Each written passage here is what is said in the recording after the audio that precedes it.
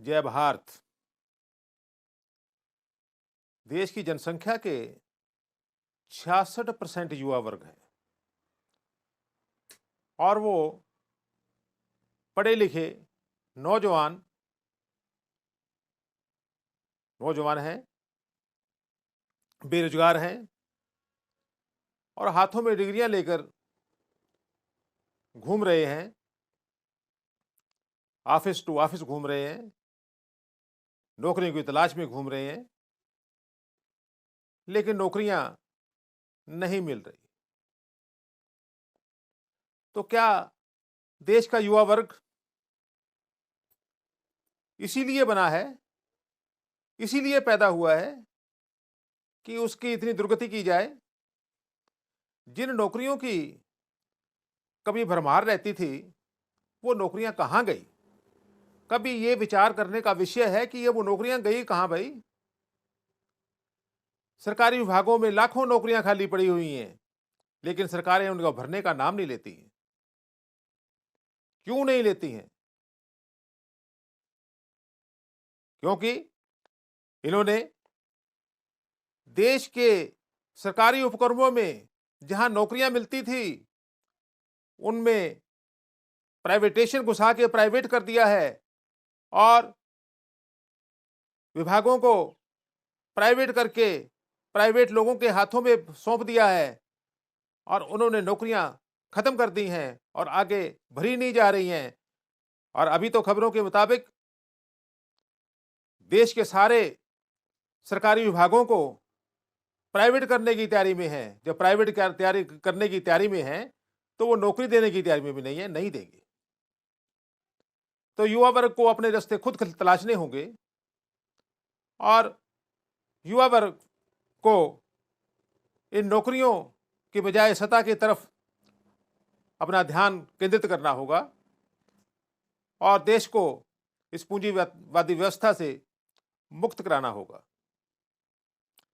ऐसी ही समस्या हमारे देश में पहले भी आई थी। तब 1936 जब हमारा देश गुलाम था, उस टाइम की बात है। 1936 में पंडित जवाहरलाल नेहरू ने ऑल इंडिया स्टूडेंट फेडरेशन का गठन किया था और उनको नारा दिया था कि आपने समाज में उतरना है वैज्ञानिक समाजवाद की सोच से। सबको नौकरी, सबको शिक्षा, सबको रोजगार और सबको समान अवसर दिए जाएं और सबको न्याय दिया जाए, इन नारों के साथ उतरना है। और युवा वर्ग इन नारों के साथ समाज में उतरा था और आंदोलन किए थे और उस आंदोलन का इतना असर लगता है कि वो अंग्रेजों पे भी असर पड़ा। 1936 में युवा वर्ग ने देश में, भारत में संघर्ष किया, आंदोलन किया और 1940 में इंग्लैंड की लेबर पार्टी के मैनिफेस्टो में ये सभी बातों का समावेश हुआ। उनका मैनिफेस्टो जो 1940 का लेबर पार्टी का, वो आप यूट्यूब पर जाकर चेक कर सकते हैं और उसमें जो संघर्ष के आपके नारे थे, जो संघर्ष के आपके बिंदु थे, वो सारे के सारे उनके जो ये 1940 का मैनिफेस्टो है लेबर पार्टी का ऑफ इंग्लैंड का, और उसमें सब के सब दर्ज हैं। और वहां की इंग्लैंड की पार्टी, लेबर पार्टी, इन्हीं मुद्दों के ऊपर चुनाव भी जीती है और इन्हीं मुद्दों को हमने लेके युवा वर्ग ने जो संघर्ष किया, तो देश को आजादी मिली। जब देश को आजादी मिली तो उसके बाद देश का संविधान बना।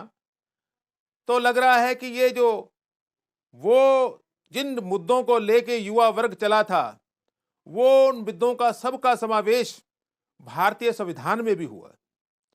भारतीय संविधान के प्रियम्बल पढ़ के देख लो, उसमें सारे के सारे वो जो 1936 में आप मुद्दे थे नौजवानों के, वो सारे के सारे जो संघर्ष के बिंदु थे, वो सारे के सारे इसमें भारतीय संविधान में समावेश है।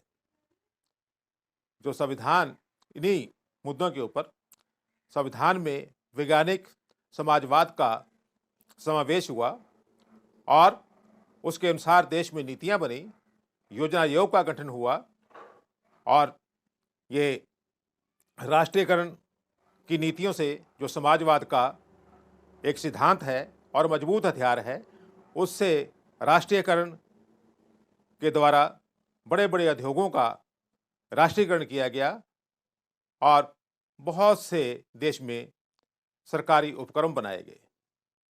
लेकिन 1991 के बाद इन पूंजीपतियों ने ऐसी चाल चली है, ऐसा षड्यंत्र चला है और कुछ साल तक भी ये जो है कि ये समाजवाद के साथ नहीं चलने दिया और पूंजीवादी सिस्टम को घुसा दिया प्राइवेटाइजेशन के माध्यम से और देश के सरकारी विभागों को जो है कि सरकारी जो उपक्रम थे उनको बेचना शुरू किया।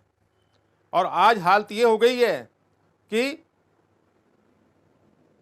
जो सारे के सारे सरकारी उपक्रम वो बेचने के ऊपर दाव में लगे हुए हैं और सरकारें उनको बेची जा रही हैं। अरे बेच के क्या करेंगी? है ये क्या के देश के जो है कि देश में असमानता ला देंगी, देश में जो है कि इतना जोड़ा गैप पैदा कर देगी, है कि अमीर गरीब पैदा कर देगी। तो देश के नौजवानों से, देश के पढ़े लिखे युवा वर्ग से जो कुछ भी कर सकते हैं, जो हर नीति को बदल सकते हैं और उनमें दम है, उनसे निवेदन है कि उठिए और उसी सोच को जो 1936 में जिस सोच को लेके चले थे, उसी सोच को दोबारा से अपनाइए और उनके ऊपर आंदोलन करिए। जो ये सरकारी विभाग बेच दिए गए हैं, सरकारी उपक्रमों को बेच दिया गया है, उनके लिए लड़िए और जो सामाजिक न्याय के लिए और राष्ट्रीय आर्थिक न्याय के लिए लड़िए और जो देश को जो वैज्ञानिक संविधान दिया था हमारे बुजुर्गों ने, हमारे संविधान निर्माताओं ने, उसको बचाने की कोशिश करिए और इसमें जो जितने जो विभाग बेच दिए उनको दोबारा फिर जो है सरकार में वापस लाने की कोशिश करें। जब आप ये संघर्ष करने के लिए उतरेंगे तो जो लोग उस नीति का हिस्सा हैं, जो लोग जो आपके ही साथी जो होंगे साथ में, वो आपका विरोध करेंगे, क्योंकि वो तो भैया प्राइवेटेशन के और जो है कि खरीदने वाले हैं, वो नहीं करेंगे। कुछ लोग चुप भी रहेंगे, कुछ लोग साहस भी नहीं करेंगे, इस प्रकार के मिलेंगे। लेकिन आपको साहस नहीं हारना है और साहस करके आगे बढ़ना है और इन नीतियों को जो आपकी जो 1936 की जो आपने संघर्ष किया था उन्हीं को दोबारा स्थापित करना होगा। तो आपको जो स्कॉटिश फिलोसोफर, मशहूर फिलोसोफर विलियम डुरोमंड के कथन को भी याद रखना होगा। उन्होंने कहा था कि जो तर्क नहीं करेंगे वो कट्टर होंगे, जो तर्क नहीं कर सकते वो मूर्ख होंगे और जो तर्क करने का साहस भी नहीं करेंगे वो गुलाम होंगे। तो आप नौजवानों ने देश के लोगों को, देश के संविधान को प्रोटेक्ट करना है। आपके ऊपर ही देश का जो सारा बोझ है और सारी समस्याओं को हल आपने करना है, न्यायिक तरीके से करना है। और मैं ये निवेदन करता हूँ युवा वर्ग से, जो देश का कम से कम 60% आबादी का हिस्सा है, बहुसंख्यक है, वो तो अपनी सरकार भी बना सकता है भाई, वो तो कुछ भी कर सकता है। और जो ये देश को बेचने वाले जो राजनेता हैं, इनको सदाच्युत भी कर सकता है।